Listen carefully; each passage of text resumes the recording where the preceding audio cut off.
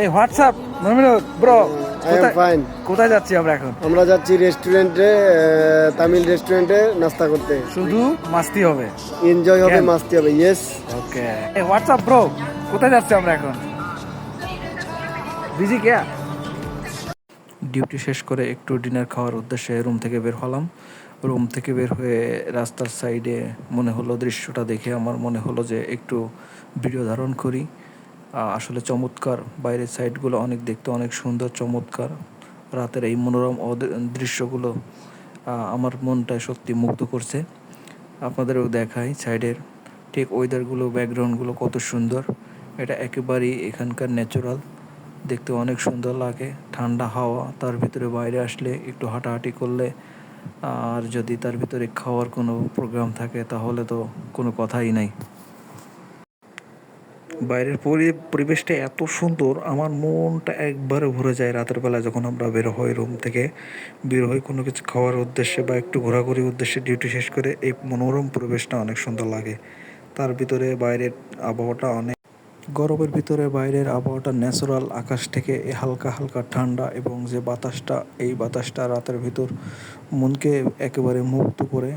Duty শেষে অধিকাংশ সময় মমিনুল আমাকে নিয়ে আসে খাওয়ানোর জন্য, রুটি খাওয়ানোর জন্য। আজকে মেহেদি ভাই আমি খুবই তারে কম খাওয়ানোর জন্য নিয়ে আসি আর কি। ঠিক আছে।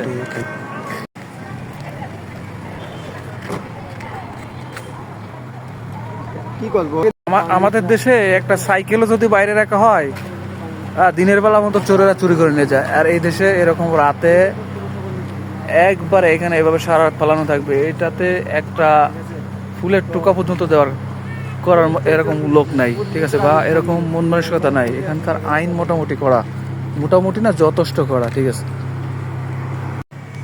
দেখতে দেখতে অবশেষে সেই কাঙ্ক্ষিত পছন্দের রেস্টুরেন্টটা সামনে চলেই আসছি।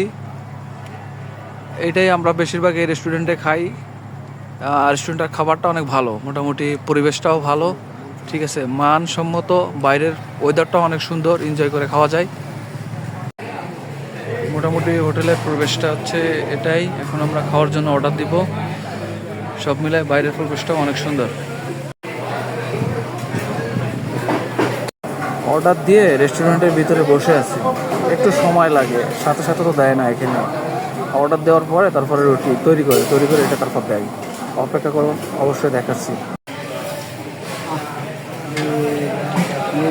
সেদিনগুলো কই গেল?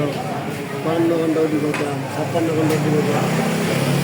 গাইজ, অবশেষে খাবার আসছে।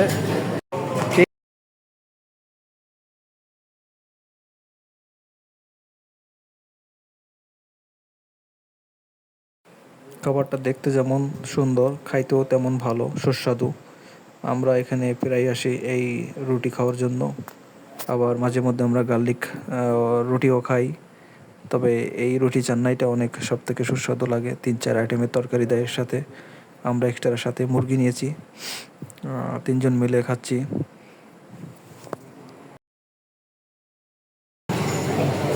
প্লিজ কেউ নজর দিবেন না, প্লিজ।